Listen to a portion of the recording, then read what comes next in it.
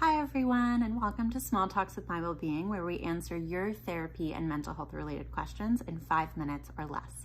My name's Alyssa, I'm the founder and CEO, and today we're going to talk through how can I notice when I have habits that might be harmful to my mental health and develop healthier habits. So as always, thank you so much to those of you who submitted this question. You are definitely not alone. We get this question all the time, and I'm really excited to dive into some perspective today. So at the root of this is I'd really encourage you to have as much awareness as possible. And this is no small feat. This is something that might take you years and years to develop. And what I mean by awareness can be as simple as developing little check-ins with yourself during the day. So maybe when you wake up, how are you really feeling? Maybe saying, if a 1 was really depleted, really burnt out, and a 10 was, this is my best day ever, getting a sense of how are you waking up? How are you feeling in the middle of the day? How are you feeling at the end of the day? Where you'll get to eventually is you'd want to really have a sense of how are you feeling before, during, or after certain activities or habits. And you can practice this from an awareness perspective of just reminding yourself proactively. You can schedule these check-ins or reminders directly into your calendar if it's helpful.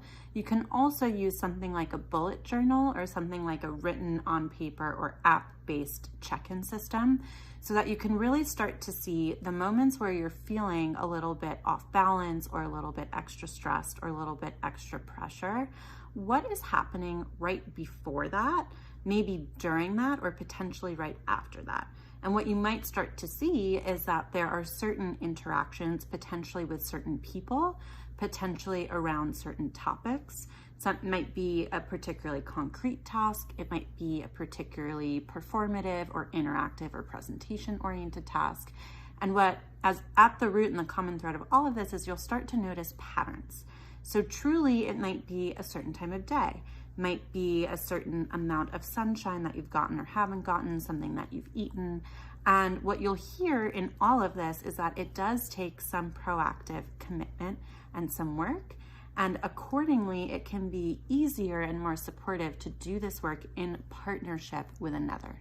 So that partnership might be with a loved one, significant other, friend, or family member, might be with a coworker, could be with a therapist or a coach who's helping you see some of those patterns, holding you accountable to checking in, and holding that safe space and time regularly during your week or even multiple times during your week to start to see, I'm noticing that when you talk about not having a lunch break, you start to feel a lot of pent-up stress and pressure around 2-3 p.m. when you've been otherwise going in back-to-back meetings all day. Or, I notice that when you start to talk to me about doing your financial planning, you start to talk faster, have shortness of breath, and really start to present as having some anxious symptoms, versus when you tell me about designing the cover photo of your portfolio, that seems to bring you a lot of joy and a lot of grounding. So as you can tell, the identification of some of the patterns or habits that might be more harmful for your mental health, as those start to arise, you can also start to design and create some habits that you might want to replace those original habits with to ideally get the same safety and grounding and confidence that you're really craving without some of the more harmful effects. So, for example, sometimes when we're feeling particularly triggered or particularly stressed, we might reach for comfort foods. And then we might have a lot of those comfort foods, and we may engage in some self-judgment on the other side where we say, why did I eat the extra chocolate bars when I could have had a glass of water? And you'll notice that the spiral can continue. The more self-judgment you feel, the more you'll want to reach for additional comfort. So we'd want to know, well, why? At the root, what is happening that's causing the original reaching for the chocolate? Are there ways that we can have more awareness? We can more proactively cushion those engagements. What is the thing we're reaching for? In this case, the chocolate bar. Might there be something else that we want to replace with that habit if we identify that that's a habit that we don't want to do? So maybe it's texting a friend. Maybe it's cuddling a dog. and so on and so on. So I hope that today's small talk was helpful for you in identifying what habits might be harmful for your mental health and how you might want to build healthier habits moving forward.